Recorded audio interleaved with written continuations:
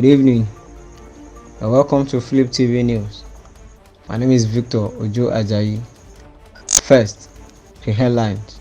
DJ Switch responds Economic Community of West Africa State Court ruling. Now the news in full.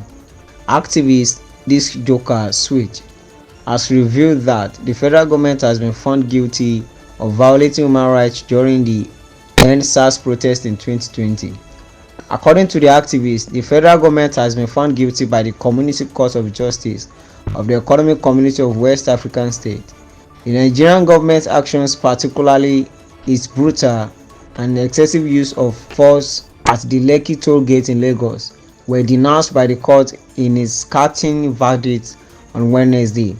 These actions were deemed a flagrant violation of numerous international human rights standards, including Articles 1, 5, 6, 9, 10, and 11 of the African Charter on Human and People's Rights. The Nigerian government was ordered by the court to provide 2 million naira in compensation to each victim, including DJ Switch, without holding back. Three powerful plaintiffs, DJ Switch, Perpetua Kamsi, and Dabia Rauluwa Adeyinka, filed the action, a serious claim against persecution.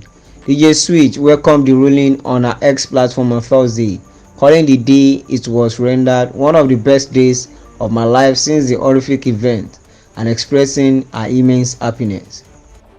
She wrote, "After a 3-year battle against the Nigerian government at the Ecowas court, justice was served yesterday. We won.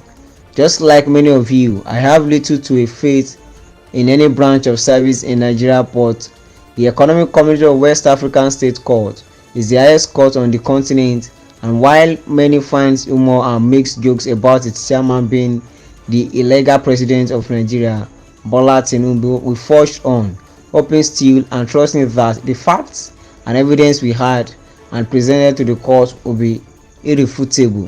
For those who say after how many years, I want you to understand that most court cases take a long time, especially one where the respondent tries to frustrate you, either not showing up on the set court dates or asking for adjournment for lack of preparation and all other silly excuses under the sun. Still, we had to exercise patience and be steadfast in our pursuit.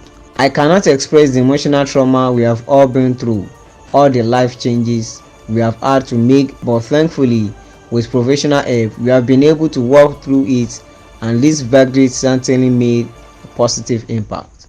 Sitting in court yesterday and hearing the verdict from the judges, including indicting the Nigerian government of the crime they committed on the 20th of October 2020, was one of the best days of my life since that horrific day, and also legally vindicates us all. If no room is left for corruption to fester, the people are served. Barring any obstruction from the government to follow the instructions of the court, I can finally move on to other things, a passion which I hope to share with you all. Naysayers can scream all they want. It is now legally documented in history who the criminals were. That will be all on our news update this evening. Join us for more stories on our channels Flip TV, Flip TV Plus. My name is Victor Ojo Ajayi.